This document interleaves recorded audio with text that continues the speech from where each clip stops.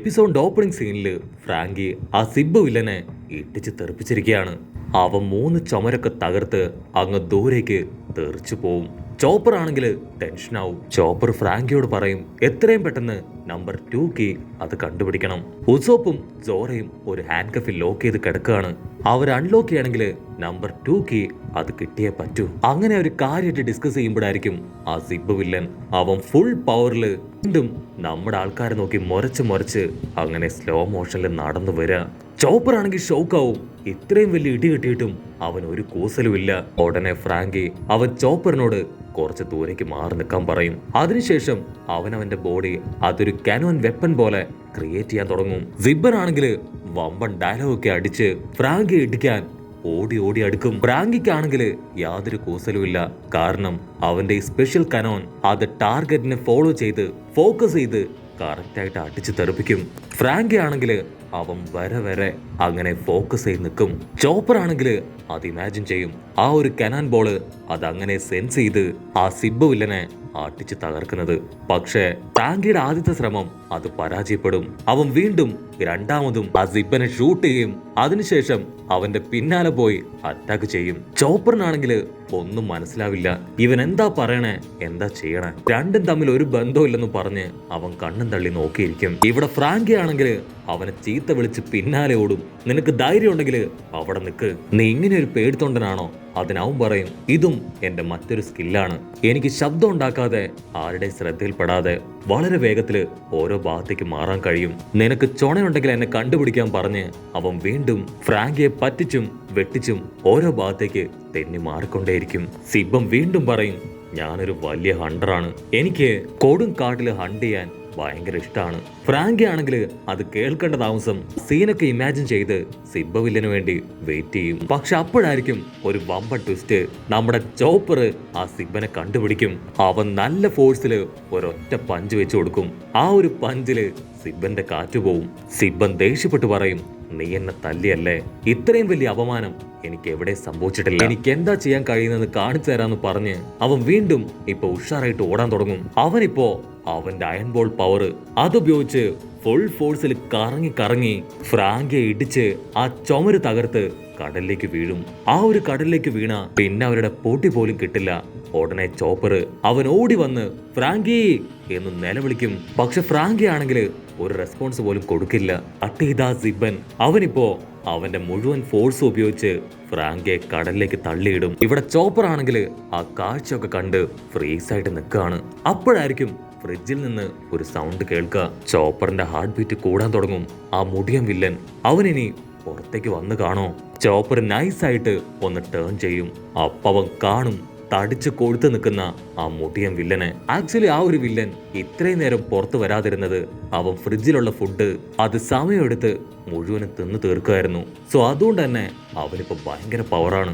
ഇവിടെ കടലിലാണെങ്കിൽ ഫ്രാങ്കി അവൻ കഷ്ടപ്പെട്ട് ബുദ്ധിമുട്ടി മുകളിലേക്ക് നീന്തി വരും. ഓൾറെഡി തിരമാലയ്ക്ക് നല്ല ഫോഴ്സ് ഉള്ളതുകൊണ്ട് തന്നെ അവന് കരയിലേക്ക് കയറാൻ കഴിയുന്നില്ല. ഫ്രാങ്കി ആണെങ്കിൽ മനസ്സിൽ പറഞ്ഞുറപ്പിക്കും ഒരു കാരണവശാലും ഞാൻ തോറ്റുപോകാൻ പാടില്ല, എനിക്ക് ഒരുപാട് കാര്യങ്ങൾ ചെയ്തു തീർക്കാനുണ്ടെന്ന് പറഞ്ഞ് ബട്ടർഫ്ലൈ ടെക്നിക്കൊക്കെ ഉപയോഗിച്ച് അവൻ പതിയെ കരയിലേക്ക് നീന്താനായിട്ട് ആരംഭിക്കും. അത് കണ്ട സിബൻ അവൻ കറങ്ങി വന്ന് ഫ്രാങ്കിയെ ആഞ്ഞിടിക്കും. ആ ഒരു ഇടിയില് ഫ്രാങ്കി വീണ്ടും താഴേക്ക് പോവും. ഫ്രാങ്കിക്ക് പിടികിട്ടും അവൻ മുകളിലേക്ക് പോയാൽ ഉറപ്പായിട്ടും അവനിവനെ അറ്റാക്ക് ചെയ്യുമെന്ന്. ഫ്രാങ്കി ഉടനെ അവന്റെ ഒരു കോളയുടെ പവർ അതുപയോഗിച്ച് അവന്റെ ബോഡി മുഴുവൻ ഗ്യാസ് ഫില്ല് ചെയ്യും. അടുത്ത സെക്കൻഡ് ഫ്രാങ്കി അവൻ മുകളിലേക്ക് കുതിച്ചു പോവും. പക്ഷേ സിബൻ അവൻ അപ്പോഴും വിടില്ല. സ്പീഡിൽ പോയി ഫ്രാങ്കിയെ വീണ്ടും ആഞ്ഞടിക്കും. പക്ഷെ ഇത്തവണ അവന്റെ കയ്യിലുള്ള ചെയിൻ അതുപയോഗിച്ച് ആ സിബന്റെ കാലില് ലോക്ക് ചെയ്യും. ഫ്രാങ്കി ആ ചെയിനിൽ പിടിച്ചു വലിച്ച് ഇപ്പോ സിബന്റെ കാലിന്റെ അടുത്തെത്തും. സിബനാണെങ്കിൽ അവന്റെ കാലൊക്കെ തട്ടി വിട്, എന്റെ കാലിൽ നിന്ന് കൈയെടുക്ക് എന്നൊക്കെ പറഞ്ഞുകൊണ്ടേയിരിക്കും. ഫ്രാങ്കി പറയും മരിക്കാനാണെങ്കിലും രക്ഷപ്പെടാനാണെങ്കിലും നമുക്ക് ഒരുമിച്ച് പോവാം. വേറെ വഴിയില്ലാതെ പാവം സിബൻ അവൻ പതിയെ മൂൺ വാക്ക് ചെയ്ത് കരയിലേക്ക് പോവാൻ തുടങ്ങും. അവിടുന്ന് അങ്ങനെ ബ്ലാക്ക് ഔട്ട് ചെയ്ത ഇപ്പൊ നമ്മുടെ ലൂഫി അവനാണെങ്കിൽ ഒരു കാരണവശാലും റോബിനെ ഞങ്ങള് വിട്ടു തരില്ല എന്ന് പറഞ്ഞ് ഓടിക്കൊണ്ടേയിരിക്കാണ്. മറ്റൊരു വശത്ത് പാവം നമ്മുടെ ഉസോപ്പും സോറയും. അവരാണെങ്കിൽ ആ നമ്പർ 2 കീ അതെങ്ങനെയെങ്കിലും കണ്ടുപിടിച്ച് അവരുടെ ഹാൻഡ് കഫ് അത് അൺലോക്ക് ചെയ്യാനായി ഇങ്ങോട്ടൊന്നില്ലാതെ 100-110 ഓടുകയാണ്. അവരുടെ പിന്നാലെ തന്നെ ആ കക്കുവും ജബറയും കക്കുവാണെങ്കിൽ ഓടുന്നതിനിടയിൽ നമ്മുടെ ആൾക്കാർ അറ്റാക്ക് ചെയ്യും. അവരാണെങ്കിൽ ജസ്റ്റ് മിസ്സിന് ഓരോ അറ്റാക്കിൽ നിന്ന് രക്ഷപ്പെടും. ജബറയ്ക്കാണെങ്കിൽ ഉസോപ്പുമായിട്ട് ഫൈറ്റ് ചെയ്യണം. കക്കുവിനാണെങ്കിൽ സോറയായിട്ടും.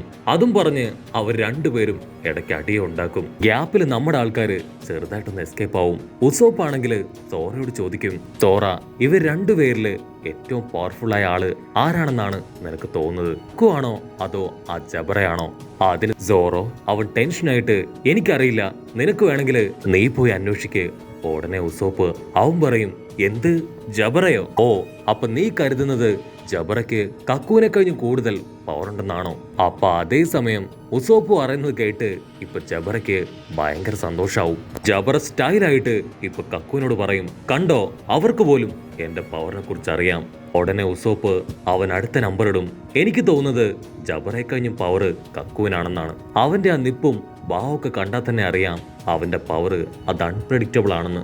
അത് കേട്ട് കക്കുവിന് ഇപ്പൊ 1 കോടി ലോട്ടറി അടിച്ച സന്തോഷം. അങ്ങനെ രണ്ടുപേരും 150 പറഞ്ഞ് 100 പറഞ്ഞ് പൊരിഞ്ഞ അട്ടിയിടി ബഹളം. ഉസോപ്പ് സോറയോട് പറയും, ഇതാണ് പറ്റിയ അവസരം, നമുക്ക് എത്രയും പെട്ടെന്ന് ഇവിടുന്ന് രക്ഷപ്പെടണം. സോറോക്കാണെങ്കിൽ ഉസോപ്പിന്റെ ബുദ്ധി അത് ഭയങ്കരമായിട്ട് ഇഷ്ടാവും. സോറ നിലവിളിച്ചു പറയും, വാവ്, നിന്റെ ബുദ്ധി അത് റോക്കറ്റ് തന്നെ. അവർ രണ്ടുപേരും അടികൂടി ചാവട്ടെ, ആ ഗ്യാപ്പില് നമുക്ക് രക്ഷപ്പെടാന്ന് പറയും. പക്ഷെ സോറോ പറഞ്ഞത് ഒരല്പ ശബ്ദം കൂടിപ്പോയതുകൊണ്ട് തന്നെ അവർ രണ്ടുപേരും അത് കറക്റ്റായിട്ട് കേൾക്കും. ദയവ് ചെയ്ത് നീ ഇനി വാ തുറക്കരുത്, എന്റെ കയ്യില് മറ്റൊരു ഐഡിയ ഉണ്ടെന്ന് പറഞ്ഞ് ഇപ്പൊ ഉസോപ്പ് അവൻ വീണ്ടും ചോദിക്കും, ഇവരിൽ ആരാണ് ഏറ്റവും കാമായിട്ടുള്ള ആള്? അത് കക്കു ആണോ ജബറയാണോ? അത് കേട്ട് ഇത്തവണയും അവർ രണ്ടുപേരും പരസ്പരം ഫൈറ്റ് ചെയ്യാൻ തുടങ്ങും. ഞാനാണ് കൂടുതൽ കാം, എനിക്ക് ഭയങ്കര ബുദ്ധിയാണ്, വളരെ കാമായിട്ട് ഞാൻ പ്ലാൻ ചെയ്യുന്നൊക്കെ പറഞ്ഞ് അവരങ്ങോട്ടും ഇങ്ങോട്ടും പൊരിഞ്ഞ അട്ടയിടി ബഹളം. ഉസോപ്പ് സോറയോട് ചോദിക്കും, അങ്ങനെയാണെങ്കിൽ നമുക്ക് ഓടിയാലോ? അതിന് സോറോ പറയും, ഇങ്ങനെയുള്ള നുണുക്ക് വിദ്യകൾ കൊണ്ട് നമുക്ക് രക്ഷപ്പെടാൻ കഴിയോ? ഒരിക്കലുമില്ല. സോ നമ്മൾ മറ്റെന്തെങ്കിലും കാര്യമായിട്ട് ചെയ്യണം. ഉസോപ്പ് ആണെങ്കിൽ അത് കേട്ട് കൺഫ്യൂസ്ഡ് ആയിട്ട് നിൽക്കും. അത് സോറോ പറയും, നമുക്കിപ്പോ റോക്ക് പേപ്പർ സിസർ അത് കളിച്ചാലോ? കാരണം നമ്മുടെ കയ്യിലെ ഈ ഹാൻഡ് കഫ് അതെങ്ങനെയെങ്കിലും നമുക്ക് ഇല്ലാതാക്കണം. ഉടനെ ഉസോപ്പ് വണ്ടടിച്ച്, നീ എന്തായി പറയണേ? റോക്ക് പേപ്പർ സിസർ അത് കളിച്ച ഈ ഹാൻഡ് കഫ് എങ്ങനെ ഇല്ലാതാവും? അതിന് സോറോ പറയും, അതിനൊരു ഐഡിയ ഉണ്ട്. റോക്ക് പേപ്പർ സിസറിൽ ആര് തോൽക്കുന്നോ അവന്റെ കൈ വെട്ടണം. അത് കേട്ട് ഉസോപ്പ് അവൻ തലയിൽ ഇടുത്തി വീണ പോലെ അങ്ങനെ നിൽക്കും. സോറോ വീണ്ടും ക്യാഷ്വലായിട്ട് പറയും, അങ്ങനെ കൈ വെട്ടിക്കഴിഞ്ഞാൽ ഉറപ്പായിട്ടും ഈസിയായി ഒരാളുടെ കൈ ആ ഹാൻഡ് കഫിൽ നിന്നും പുറത്തെടുക്കാം. അതിനുശേഷം എത്രയും പെട്ടെന്ന് ചോപ്പറിന്റെ അടുത്തേക്ക് പോയി ട്രീറ്റ്മെന്റ് എടുക്കുക. ഉസോപ്പ് വമ്പം കലിപ്പില്, നിർത്തണടാ നീ, സ്റ്റോപ്പ് ദ ഫക്ക്. ഇനി ഇതുപോലുള്ള ഐഡിയ പറഞ്ഞ നിന്റെ കൈ വെട്ടിയെറിയാൻ പോകുന്നത് അത് ഞാനായിരിക്കും. ഇവിടെയാണെങ്കിൽ ഇവര് രണ്ടുപേരും അവര് മറ്റൊന്നും ചിന്തിക്കാതെ പരസ്പരം ഫൈറ്റ് ചെയ്തുകൊണ്ടേയിരിക്കും. അപ്പൊ അതേസമയം സോറോ അവനവന്റെ 3 സ്ക്വാഡും റെഡിയാക്കി വെച്ച് ഉസോപ്പിനെ ഒരു പ്രത്യേക സൈഡില് അങ്ങനെ ലോക്ക് ചെയ്ത് പിടിക്കും. സോറോ പറയും, അനങ്ങി പോകരുത്, അനങ്ങിയ നിന്റെ കൈക്ക് പകരം തലയായിരിക്കും വെട്ടുക. അവിടുന്ന് അങ്ങനെ ബ്ലാക്ക് ഔട്ട് ചെയ്ത ആ സിഗ്ബൻ അവനാണെങ്കിൽ ഫ്രാങ്കിയെ വീണ്ടും അങ്ങനെ പൊക്കിയെടുത്ത് വമ്പ സ്പീഡിൽ കറങ്ങി ബിൽഡിങ്ങിന്റെ നേർക്ക് കൊണ്ടുപോകും. ഫ്രാങ്കിക്ക് അത് കാണുമ്പോൾ തന്നെ മനസ്സിലാവും, ഇത്രയും സ്പീഡില് ആ ബിൽഡിങ്ങിൽ പോയി ഇടിച്ച അവൻ തവിട് പൊടിയാവും. ഫ്രാങ്കി ഒന്നും നോക്കില്ല, അവന്റെ 2 കാലും എടുത്ത് ആ സിബിന്റെ കാലില് അങ്ങനെ ലോക്ക് ചെയ്ത് പിടിക്കും. പിന്നെ അവനെ കൊണ്ട് ഫോഴ്സിൽ കറങ്ങാൻ കഴിയില്ല. അവന്റെ റൊട്ടേഷൻ നിന്ന് ഇപ്പൊ ഫ്രാങ്കിയും സിബനും അവർ രണ്ടുപേരും താഴേക്ക് വീണ ആ സിബ് വില്ലൻ അവൻ തവിട് പൊടിയാവും. ഫ്രാങ്കിക്ക് കാര്യമായിട്ടൊന്നും പറ്റില്ല. ഫ്രാങ്കി ആണെങ്കിൽ സന്തോഷത്തിൽ തുള്ളിച്ചാടും. അപ്പൊ അവിടുന്ന് അങ്ങനെ സൂം ഔട്ട് ചെയ്ത ആ സിബൻ നെല്ലിന്റെ എണ്ണം കൂടി പല്ലിന്റെ എണ്ണം കുറഞ്ഞു കിടക്കുന്നതോട് കൂടെ ഈ ഒരു എപ്പിസോഡും അവസാനിക്കുന്നു. എപ്പിസോഡ് ഇഷ്ടപ്പെടുകയാണെങ്കിൽ തീർച്ചയായിട്ടും ലൈക്ക് ചെയ്യാനും കമന്റ് ചെയ്യാനും ഷെയർ ചെയ്യാനും മറക്കല്ലേ. അടുത്തൊരു അടിപൊളി എപ്പിസോഡുമായിട്ട് കാണുന്നവരെ it's me with Mallu episode.